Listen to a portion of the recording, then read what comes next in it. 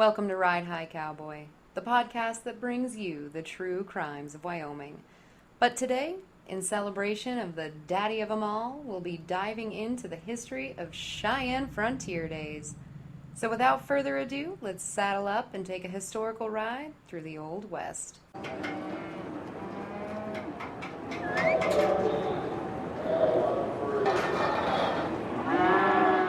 Wyoming achieved statehood in 1890, a momentous achievement for the men and women who struggled to prosper in the land of cold, blowing wind, wild women, and deep disparities. 3 years of celebration and the backing of the Fed led Wyoming to prosperity, but the Panic of 1893 left Wyoming, as well as the rest of the United States, in a state of fear, hunger, and economic depression. In February of 1893, a financial crisis occurred with the failure of over 600 banks and 16,000 businesses by its end in 1897. Everyone hunkered down, stored what they could, and hoped that they wouldn't become the next victim. And then there was Frederick Angier, a man with revolutionary ideas to save failing towns and his own pocketbook. Frederick was a Union Pacific Railroad ticket salesman in Colorado. He had begun working with Colorado city officials trying to find ways to boost ticket sales as well as funds for cities and states. His thought was that if he could convince towns to hold an event, he'd make sure to get the people there. It was a win-win for everyone. The original, if you build it, they will come scheme. Frederick was struggling and running out of money quickly. He thought that one-day festivals along the train route would be the ticket to saving his job and his livelihood. After many talks with Colorado leaders, he convinced them to hold a corn roast festival in Loveland and Potato Day in Greeley, Colorado. These festivals celebrated the crop that each area was known for growing, making it personal to each person who spent the year hard at work in the field, while others came to see the fruits of their labor.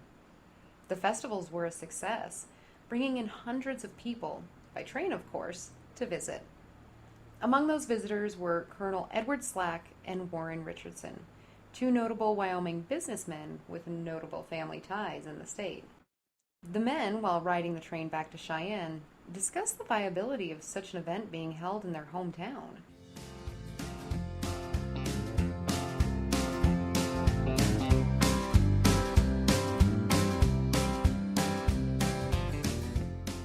While the exact details are unknown, the story goes that Slack and Richardson mused of a Frontier Days, a celebration specific to Cheyenne.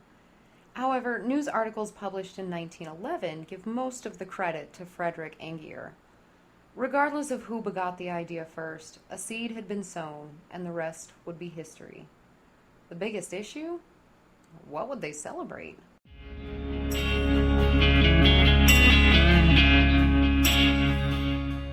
Frederick Angier met with Slack and Richardson at the Tivoli building, which still stands in its original location today. The men discussed plans for the festival. Slack had asked Frederick how he came up with the Greeley Potato Days and Loveland corn roasts, to which Frederick responded, "Well, that's what they raise in those areas. What do you raise here in Cheyenne?" Slack thought for a moment, pondering as Richardson did the same. After a few moments, Richardson spoke, almost as though he didn't mean to breathe the words aloud, saying, "Cheyenne don't raise much other than hell." Richardson was right. Cheyenne and Wyoming as a whole was a hell-on-wheels town for many years. A tent town brought in by the workers building the railroad, which in turn attracted gambling, prostitution, theft, and everything in between. Although the towns had grown and matured since their inception, it was still a wild and rowdy place. A good-time town where anything was possible, if you were willing and able. Frederick was disappointed by this. He wanted family festival, something for everyone. An event that all members would be buying train tickets to see year after year. He didn't want to settle for single train seats. He wanted everyone and their dogs buying seats. As he solemnly exited the building, what he saw would change everything.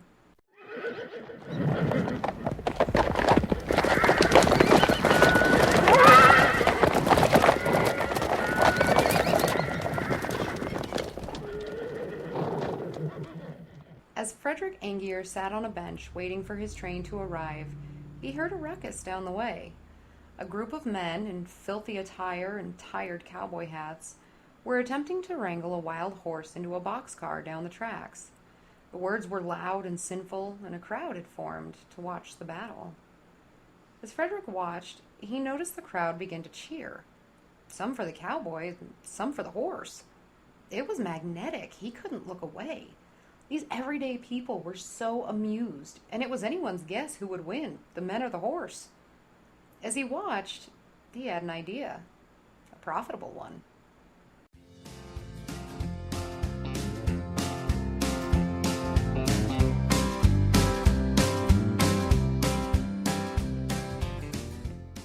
Frederick raced back to meet with Slack. He wanted to know everything about Wyoming's cattle industry.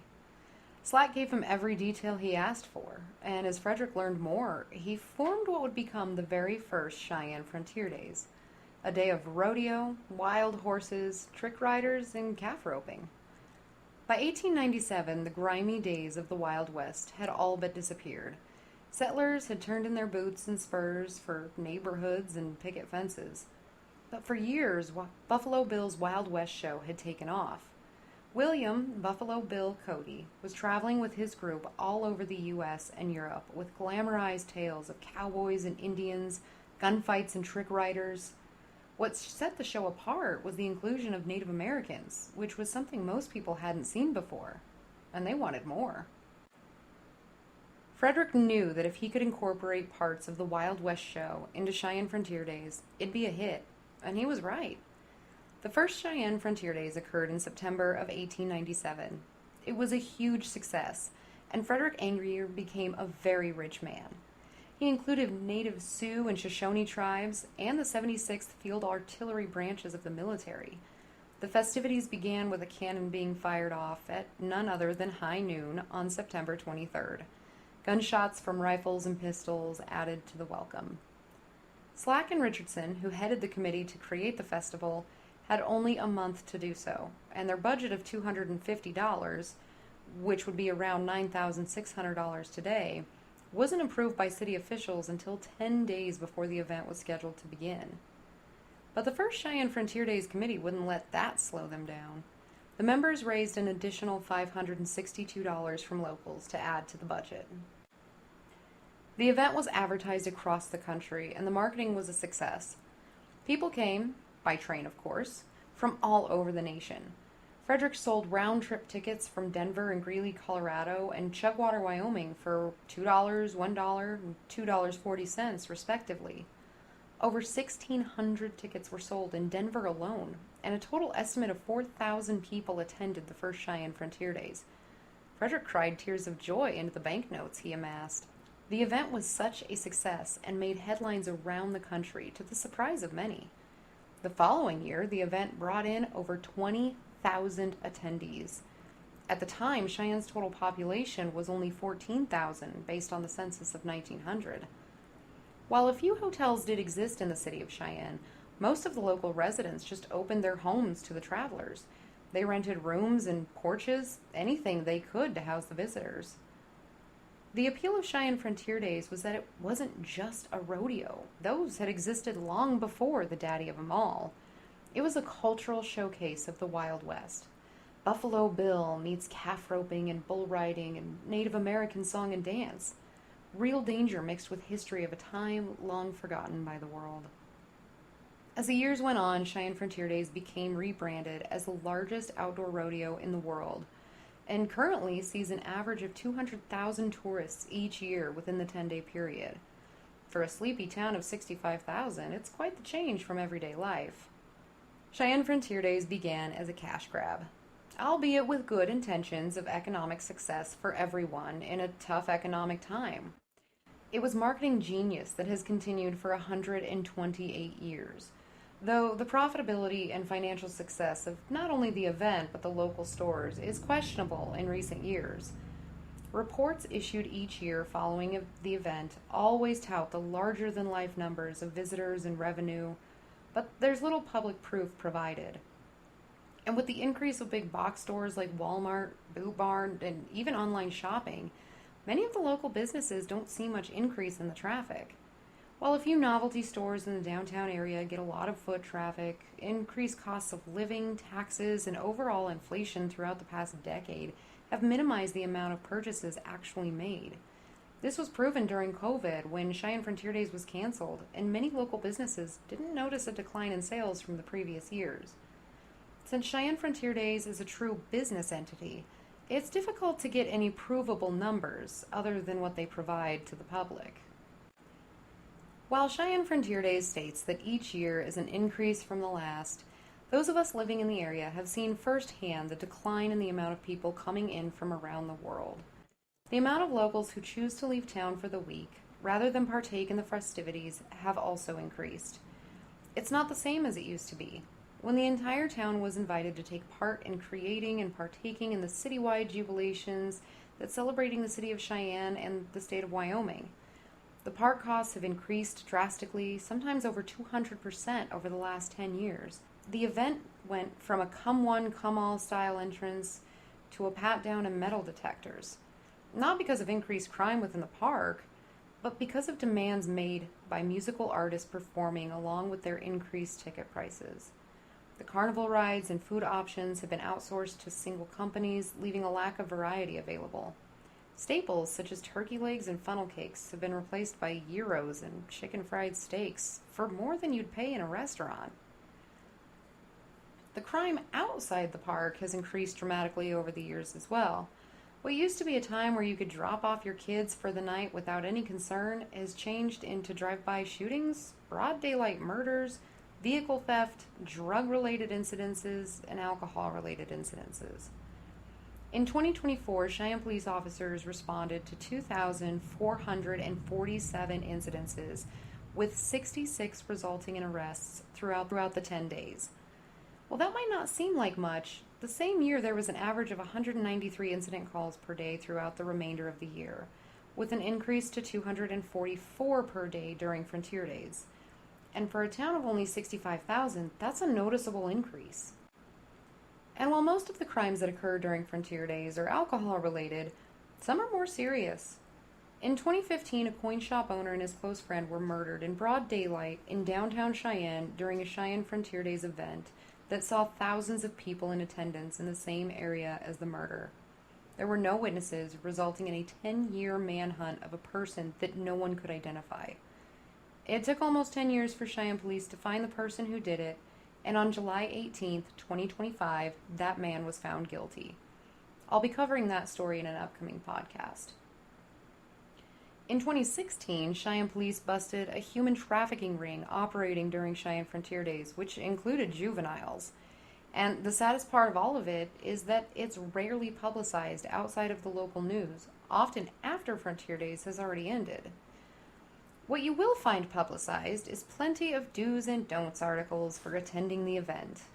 The very popular "stay hydrated" rule is often number one, which, while seemingly easy to do since everyone and their brother has a water bottle with them everywhere they go, might not be so easy at Frontier Park. While staying hydrated is a safety concern as well as a health concern, the park prohibits attendees from bringing in their own beverages, including water or water bottles. But fear not, because for $6 to $9 a bottle, you can purchase Dasani bottled water within the park. And here's a great time to mention that Coca-Cola is one of the #1 sponsors of Cheyenne Frontier Days. So as long as you've properly taken out a second mortgage on your home, staying hydrated at Cheyenne Frontier Days shouldn't be a problem. Another do often touted is to ensure that, while not required, it's quite trendy to dress the part. Never been within 100 foot of a horse? No problem. You'll fit right in with the other tourists with a 10-gallon cowboy hat and a brand new pair of ostrich boots. Don't forget the spurs and starched Wrangler jeans, even if you have no idea what spurs are for. The actual ranchers and cowboys won't mind a bit. Do please spend as much money as possible. In fact, to ensure that you do, every place in town, from fast food to gas stations and hotels, will increase their prices during the 10 days of Frontier Days. And while the tourists won't know any different, us locals are stuck footing the bill if we fail to plan accordingly and purchase 10 days worth of everything prior to the start of Frontier Days. Well, I'm sure I sound salty, bitter, and overall bitchy about Cheyenne Frontier Days, and also keeping in mind that this is not my normal podcast theme or topic, I wanted to use this time to share the difference and similarities from the first Cheyenne Frontier Days to the 129th Cheyenne Frontier Days currently going on. Many people, including those born and raised in Cheyenne, don't know the history of it, myself included, and trying to research this was incredibly difficult. Cheyenne Frontier Days, as a business, has an image to uphold, and they like to control the narrative. Stories of past crimes, tragic losses, and the true history of the event are kept quiet because, as one Cheyenne Frontier Days official told me, quote, "We don't want a visitor to leave with a bad taste in their mouth because they won't come back next year and spend more money," end quote. What this was alluding to is the unwritten policy of asking local tow truck companies to allow tourists who park illegally, and to the detriment of local homeowners in the area, to retrieve their vehicle, no matter how intoxicated they are, rather than tow the vehicle. Asking local law enforcement to donate their time and give warnings rather than arrests, instead of being paid to keep the public safe. Removing all ongoing road construction to ensure tourists aren't burdened with detours and delays, even though it will cost the city and the taxpayers more money to remobilize the construction efforts and delays scheduled work. Failing to ensure safe serving while selling alcohol to patrons of Frontier Days events, often resulting in alcohol poisoning, DUIs, and other alcohol-related crimes. What started as a way to make money has continued as a way to make money. The only difference is who's getting rich. So to all the real ranchers, farmers, rodeo kids, and country folks who live this way of life every day with little thanks, know that us locals appreciate you all year long, and the mockery of the Wild West that has become Cheyenne Frontier Days does little justice to the hard-working families that keep this town running the other 355 days of the year. Thank you for listening. I'm Blue, and this has been one of many stories from Ride High Cowboy.